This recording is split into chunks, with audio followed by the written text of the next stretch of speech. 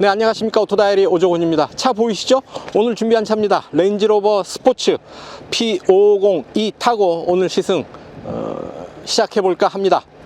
플러그인 하이브리드 시스템을 장착한 레인지로버의 최신형 모델입니다. 라디에이터 그릴 디자인 이렇게 생겼고요. 슬림하게 배치된 헤드램프, 그리고 23인치 타이어가 휠하우스를 꽉 채우고 있죠. 지금 승하차 높이로 되어 있는데 차체는 높낮이를 조절할 수 있는 에어 서스펜션 적용하고 있고요. 뒤에도 역시 마찬가지로 23인치 타이어가 들어와 있고요. 이쪽은 가솔린을 투입하는 연료 주입구입니다. 반대쪽에는 충전구가 준비되어 있습니다. DC 콤보 타입이죠. 완속 충전하는 거고, 아랫부분을 열어서 급속 충전까지 할 수 있도록 되어 있습니다. 최대 50kW까지 급속 충전에 대응을 하고요. 1시간 이내에 80%까지 충전이 가능하다고 합니다. 7kWh로 완속 충전하게 되면 7시간 정도면 100% 완충이 됩니다. 자, 뒷부분 이렇게 생겼습니다. 레인지로버 이렇게 레터링 들어와 있고요. 스포츠, 그리고 아래쪽으로 이렇게 배기구 머플러 2개가 이렇게 배치되어 있습니다. 자, 트렁크 열면 충전 케이블 준비되어 있네요. 스페어 타이어 오랜만에 봅니다. 템포러리가 아니고 285-40R23 제대로 된 타이어가 스페어 타이어로 준비되어 있네요. 이 부분 이렇게 트렁크 상단을 이렇게 덮을 수 있는 커버 12V 충전구 준비되어 있고요. 이 부분 누르면, 자, 앞으로 시트를 이렇게 전동식으로 접을 수가 있습니다. 자, 시트를 다 이렇게 접으면 이렇게 되고요. 트렁크가 훨씬 더 넓어지겠죠. 시트를 이렇게 세울 수도 있겠습니다. 차체 사이즈를 보시면 차체 길이 4946mm, 너비는 2003mm고요. 차체 높이는 1820mm입니다. 휠베이스 2997mm로 3m에 육박합니다. 네, 이제 실내 운전석 보시겠습니다. 경관 가로라인이 주축이 된 인테리어 디자인, 상당히 품이 있고 고급스러운 느낌을 주죠. 사용된 재질이 상당히 고급스럽습니다. 대시보드도 가죽으로, 시트도 최고급 가죽으로 마감을 하고 있고요. 재질, 손끝이 닿는 느낌이 상당히 고급스럽다라는 얘기고, 또 이 기어 레버 주변은 블랙 하이그로시 재질로 마감을 했죠. 버튼이 없죠. 어디를 찾아봐도 버튼이 거의 없습니다. 완전히 없는 건 아니고요. 여기 비상등, 그리고 여기 엔진 스타트 스톱 버튼, 파킹 버튼 정도 들어와 있고, 이 부분은 글로브 박스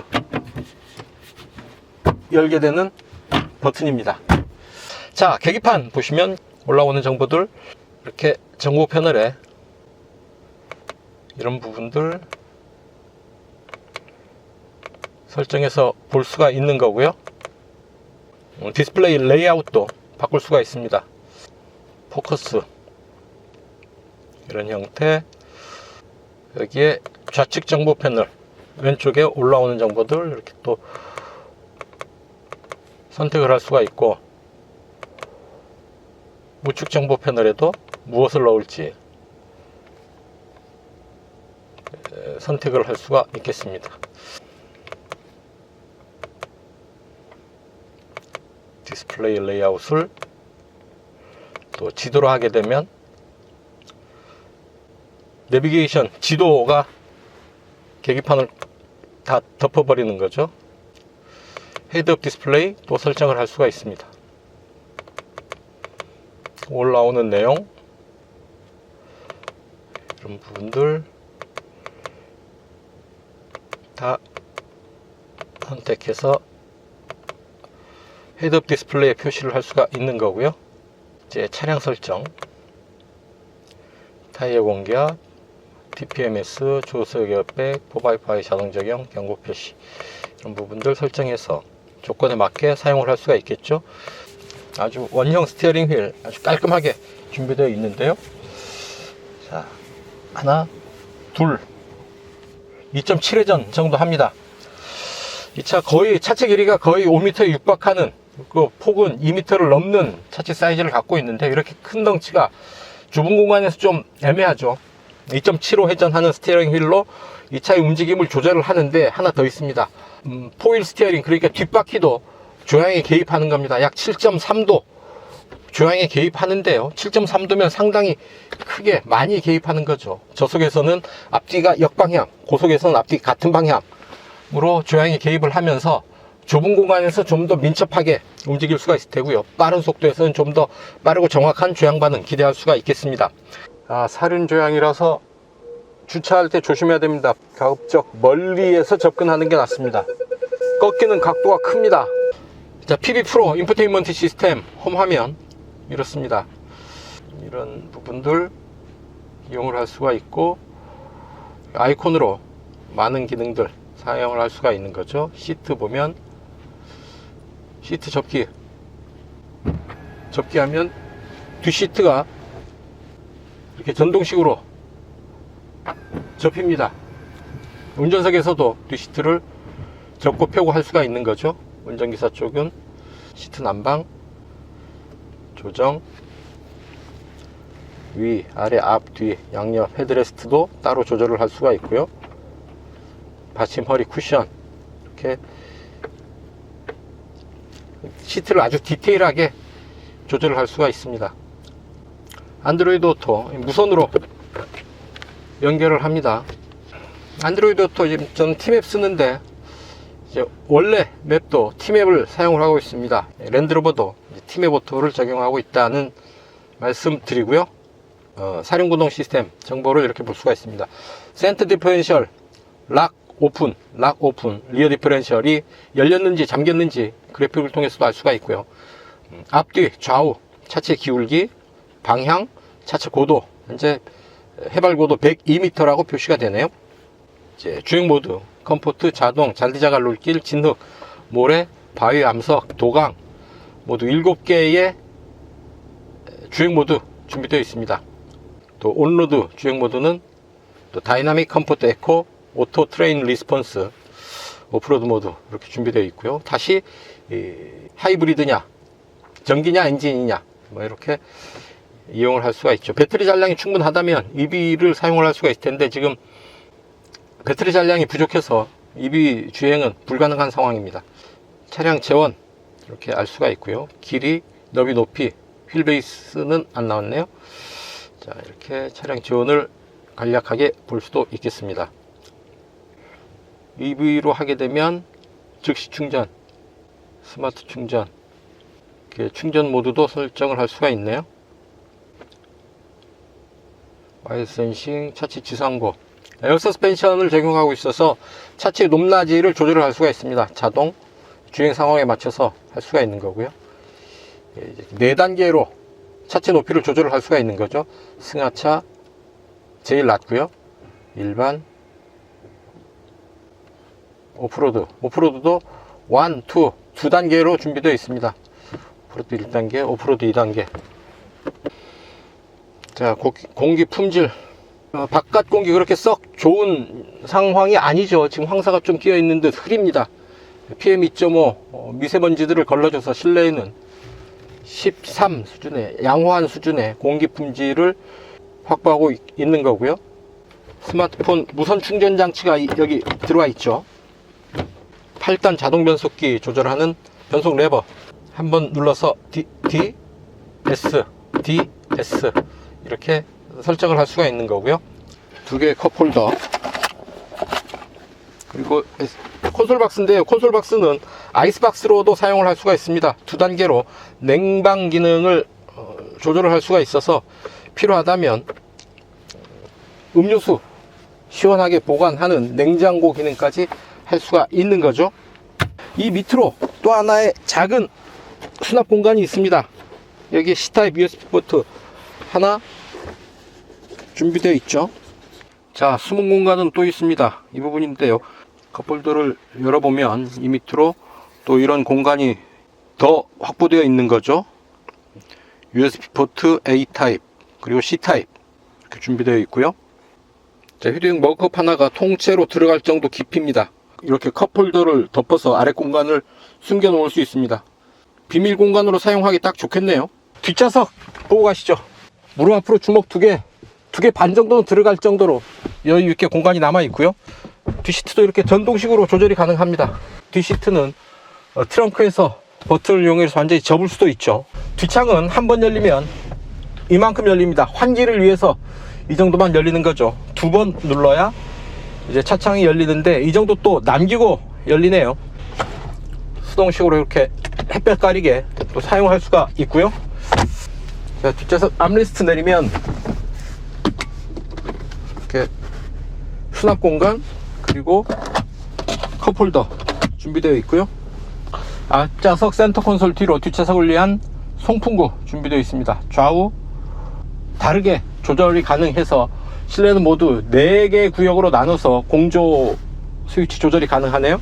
누르면 눌러서 조절하면 열선 시트, 통풍 시트 조절할 수가 있겠습니다.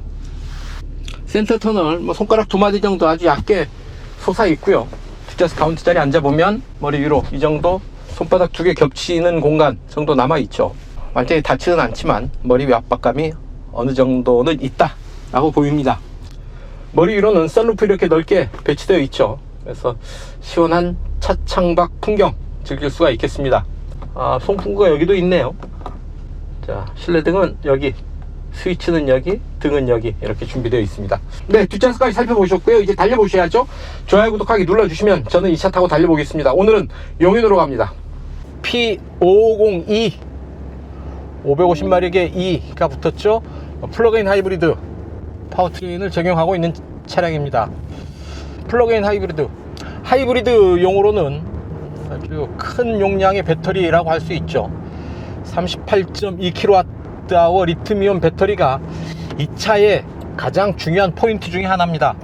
물론 직렬 6기통 인제니움 가솔린 엔진의 어떤 파워도 파워지만 전기 모터와 배터리를 통해서 보여주는 효율도 상당히 중요한 부분 중 하나가 되지 않을까 싶은데요. 무려 80km를 모터 구동할 수 있습니다. 거의 전기 자동차라고 할 수가 있겠죠. 하지만 운전자가 게으르면 무용지물입니다. 아유, 언제 충전해야 되는데 하면서 하루 이틀 3일 4일 충전 안 하고 지나가 버리면 이 전기 모터 배터리를 들고 다닐 의미가 없겠죠. 자주 충전하는 습관을 들여야 이 플러그인 하이브리드 시스템을 적용한 효과를 제대로 볼 수 있지 않을까 하는 생각해 봅니다. 그렇긴 하지만 또 플러그인 하이브리드 자동차가 좋은 게 방전이 되면 그냥 이렇게 엔진으로 움직이면 됩니다. 방전될까 조마조마할 가슴 졸일 필요가 없죠. 직렬 6기통 3.0 인제니움 가솔린 엔진에서 400마력의 힘을 내고요. 리튬이온 배터리와 전기 모터를 통해서 160kW의 힘을 내죠. 그래서 총 시스템 출력 550마력이 된다라는 얘기죠. 자, 엔진 지금 주행의 느낌 상당히 부드럽습니다. SUV죠. 상당히 차체가 높은데요, 편안합니다. 시야가 일단 탁 트여서 좋고요. 차창이 많이 내려와 있죠. 제 어깨가 여기 있는데 어깨보다 한참 아래 차창의 하단부가 내려와 있습니다. 그만큼 넓은 차창을 적용을 했다, 시야가 좋다는 얘기고요. 썬루프 커버를 열면 또 지붕으로도 아주 시원한 차창 밖 풍경을 즐길 수가 있겠습니다. 룸미러 이렇게 거울로 보다가 제끼면 디지털 룸미러가 되죠. 후방 시야를 카메라와 모니터를 통해서 후방 시야를 확인하게 됩니다.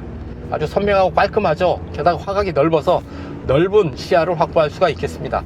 대신에 실내 시야를 확보하는 데는 좀 지장이 있죠. 안 보이죠, 실내는. 뒤에 아이들 태우고 움직일 때는 가끔씩 궁금해서 이렇게 거울 룸미러를 보게 되겠죠. 그래도 선명하고 넓어서 디지털 룸미러로 선택하는 게 좋지 않을까 싶습니다. 사륜구동 시스템이죠. 요즘처럼 겨울, 오늘 비가 살짝 내리고 중부 내륙 지방에는 눈이 내리고 강원도도 눈 오늘 많이 내린다고 하는데요. 레인지로버라고 한다면 눈 내리는 길 그렇게 두려워할 일은 없겠다 싶은데, 사계절 타이어보다는 아무래도 윈터 타이어를 장착하면 좀 더 안전하겠죠. 자, 그러고 보니까 윈터 타이어 끼어 있나 확인을 못했네요. 좀 이따 확인을 해 보도록 하죠. 자, 시속 100에서 RPM 한번 체크해 봅니다. 주행 모드 컴포트로 가죠. 시속 100, 8단 1500, 7, 6, 5, 4, 3, 3단 5400, 그리고 8단 1500 구간에서 시속 100km 커버를 하네요. 자, 주행 보조 시스템 살짝 활성화 시키고 스티어링 휠에서 살짝 손을 떼 봅니다. 차간 거리는 하나, 둘, 세 단계로 조절할 수 있고요. 앞차와의 차간 거리 정확하게 유지하고 있고요. 차로의 중앙을 잘 유지하고 있습니다. 차선 변경까지 지원하고 있지는 않지만 차간 거리, 차로의 중앙 유지하는 부분 상당히 잘 조향에 개입하면서 움직이고 있지 않나 싶습니다. 서스펜션 제법 단단한데 좀 안락한 느낌도 동시에 줍니다. 워낙에 자동차라는 게 모순 덩어리죠. 단단한데 부드럽고, 부드러운데 부드러움도 단단하고, 에어 서스펜션 적용하고 있죠. 차체 높이를 조절해 줍니다. 다이나믹 에어 서스펜션인데요, 챔버를 이중 구조로 갖추고 있어서 전자 제어를 통해서 에어 챔버의 압력을 조절을 해 줍니다. 그래서 노면 상태에 맞춰서 최적의 성능을 구현해 주는 거죠. 다이나믹 에어 서스펜션을 통해서 승용차 못지않은 그런 승차감을 확보하고 있다라고 보입니다. 롤 컨트롤 시스템도 갖추고 있습니다. 차체가 기울 때 전자제어식으로 차체 흔들림을 잡아주는 그런 시스템이고요. 그리고 어댑티브 다이나믹스가 있죠. 차체의 모든 상황을 최대 초당 500회까지 모니터링을 하는 거죠. 계속 체크하고 있다가 뭔가 상황이 발생할 때 그에 맞춰서 대응을 해주는 그런 시스템인데요. 코너 할 때 롤링, 급제동을 할 때 피칭, 이런 부분들을, 그러니까 좌우 앞뒤의 흔들림을 잘 잡아주는 그런 시스템, 서스펜션 시스템을 갖추고 있다. 그래서 차체의 흔들림이 적다, 편안하다, 뭐 이런 그 논리 전개가 되겠죠. 레인지로버라고 한다면 아주 최고급 SUV로서 아주 이렇게 편안한 승차감, 안전하고 편안한 그리고 고급스러운 이런 특성을 자랑으로 하고 있지만, 또 한편에서는 아주 거친 길을 뚫고 나가는 오프로더로서의 명성도 자자하죠. 정통 오프로더로서의 면모도 무시할 수 없죠. 아주 거친 면모도 함께 갖춘 차다. 하지만 또 모순인 게, 이렇게 비싼 차를 타고 오프로드에 들어선다? 굳이? 판매 가격이 1억 8,410만원, 거의 2억 원에 육박하는 가격인데요. 2억 원짜리 차를 타고 그런 오프로드에 들어가서, 거친 오프로드에 들어서서 마구잡이로 달리는 것? 글쎄요, 그럴 필요 있을까 하는 생각 하는 거죠. 그거 들어가서 차가 고장나면, 깨지면, 이거 수리비가 또 얼마입니까? 수리비 무서워서라도 오프로드에 들어서는 일은 좀 자제하지 않을까 하는 생각 하게 되는데, 그러면 또 그럴 거면 이렇게 아주 높은 수준의 사륜구동 시스템 왜 필요하지? 없어도 되지 않을까 하는 생각도 하게 되는 거죠. 이런저런 생각을 많이 하게 되는 그런 차인 것은 분명해 보입니다. 자, 엔진 오토 스탑 시스템 정확하게 작동하고요. EV 모드를 선택을 하면 전기 모드로 움직일 수가 있는데요, 지금 배터리 잔량이 거의 없습니다. 하이브리드로 가면 될 테고요. 운전자 지원 기능 이렇게 3단계로 설정을 할 수가 있습니다. 자, MLA 플랫폼 사용하고 있습니다. 레인지로버 브랜드 역사상 가장 단단한 타체 구조라고 합니다. 엔진에서부터 전동화 모델까지 다양한 플랫폼을 적용할 수 있는 레인지로버 브랜드 역사상 가장 단단한 구조를 갖는 플랫폼이다 라고 설명하고 있습니다. 와인딩 로드를 좀 타보도록 하겠습니다. 주행 모드도 잠깐 다이내믹으로 가봅니다. 확실히 다이내믹으로 올라가니까 가속 페달에 대한 차체 응답이 훨씬 예민해졌습니다. 힙 다운, 턴, 커브가 좀 급한 커브를 돌아 나가는데 차체가 생각만큼 기울지가 않습니다. 수평에 수렴하는, 수평을 유지하려는 그런 자세 보여주고 있죠. 다이나믹 에어 서스펜션이 차체의 흔들림을 잘 제어해주고 있습니다.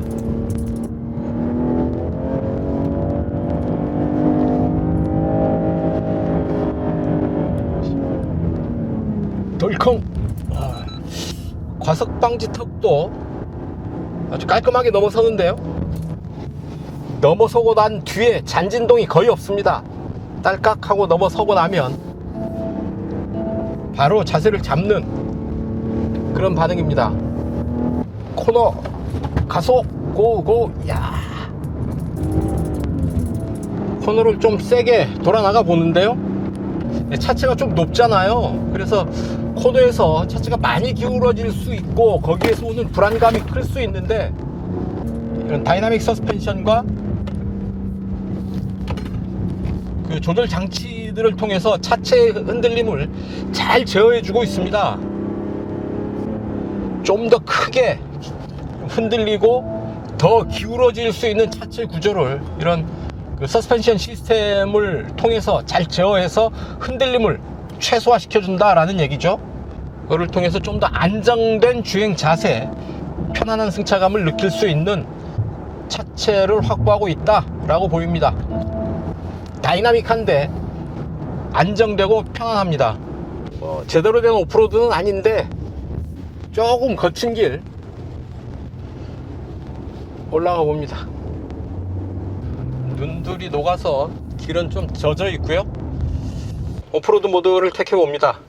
차체 높이를 오프로드, 일반, 승하차 모드 3개로 나눌 수가 있고요. 승하차 모드에서 잠글 수가 있습니다. 그러면 이 높이로 그냥 가는 거죠. 로우 기어를 선택을 할 수가 있죠. 로우를 선택하기 위해서는 일단 중립에 가고요. 로우 기어를 선택을 하면 아주 낮은 기어비로 아주 강력한 그 견인력, 구동력을 확보할 수가 있게 되는 거죠. 센터, 리어 다 열려 있습니다. 지금 언락 되어 있는 상태고요. 움직이니까 락이 되죠. 센터도 락이 되고 리어도 락이 되어 있습니다. 자, 로우 기어를 선택하니까 아주 그냥 천천히 은근하게 강력한 이런 구동력 확인을 할 수가 있을 테고요. 확인을 했으니까 일단 하이 레인지로 갑니다. 중립으로 갔다가 로우 해제하고 이제 하이 모드로 갑니다. 그러니까 로우 레인지를 갖추고 있다는 것, 정통 오프로드다 라고 보시면 되겠습니다. 다운힐 어시스트 이 기능을 이용을 하면 내리막길에서도 그냥 안정된 속도로 편안하게 내려갈 수가 있습니다. 지금 가속 페달을 밟지 않고 있죠. 이 차 타면 오프로드 한번 달려줘야지 이 차에 대한 예의일 텐데요. 하지 않겠습니다. 오프로드, 특히 요즘 겨울철이어서 오프로드의 상태들이 썩 좋지는 않을 테고요. 어제 그제 살짝 눈 내린 지역들도 있어서 위험할 수도 있겠습니다. 물론 그런 위험을 극복해서 달리는 것이 이 차의 어떤 그 장점일 텐데요. 오프로드 들어갔다가 망가지면, 어디 깨지면 그 뒷감당 자신 없습니다. 아예 시도를 안 하는 게 맞겠다. 레인지로버의 딜레마입니다. 그런 길 오프로드 아주 거칠게 달리라고 만든 게 원래 이 레인지로버인데, 타다 보니 야, 이거 고장나면 어떡해? 깨지면 어떡해? 다치면 어떡해? 이런 걱정들을 하게 되니 못 들어가게 되는 거죠. 살짝 깨지고 스크래치 나고 좀 부서진 채로 달려도 오히려 어울리는 그런 차들이 오프로드를 달리기에는 더 좋지 않은가 싶습니다. 오프로드 들어가기에 이 차 너무 부담스러운 게 사실입니다.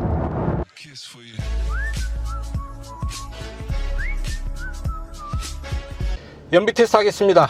이곳 용인 에버랜드 주차장이고요. 여기에서 서울 지하철 2호선 교대역까지 약 37km, 40km 정도 되네요. 평소보다 좀 짧은 구간이고 고속도로 구간이 좀 많지만 참고 삼아 연비 한번 체크해 보도록 하겠습니다. 아쉬운 게 지금 배터리 잔량이 0입니다. 그래서 모터가 전혀 구동에 개입을 못하게 되는 그런 상황인 것이죠. 엔진으로만 움직이게 될 텐데요. 여러분들 참고만 하시기 바랍니다. 이 차 공인복합 연비는 모터 엔진 따로 인증을 받았는데요. 모터는 2.4, 엔진은 8.7km/L로 국내 인증을 받았습니다. 리터당 8.7, 좀 아쉬운 연비기는 합니다만 이 차의 크기, 덩치를 보면 야, 그게 어디냐 싶기도 하고요. 늘 제가 말씀드리는 것, 출력만큼 중요한 게 무게다 라는 얘기죠. 이 차 공차 중량이 2930kg입니다. 제가 70kg 좀 더 나가니까요, 3톤, 무게가 약 3톤이라고 봐야 되겠죠. 이 무게를 끌고 그래도 8.7km/L 정도의 연비를 보인다면 나쁘다고는 할 수 없는 연비다 싶고요. 에코 모드로 살짝 달리고 있는데 아무래도 가속 페달 발끝에 걸리는 이 차의 무게감이 좀 느껴지네요. 네, 이제 교대 지나고 있고요. 저 앞에 이제 교대역입니다. 여기서 끊죠. 7.9L/100km, 약 리터당 12.65km 정도 달린 연비 보인 겁니다.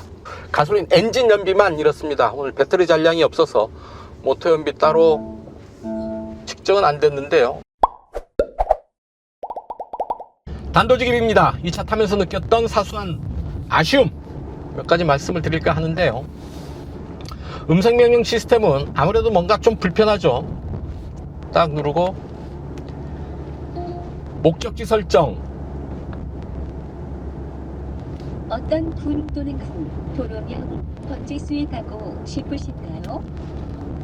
교대역. 죄송합니다.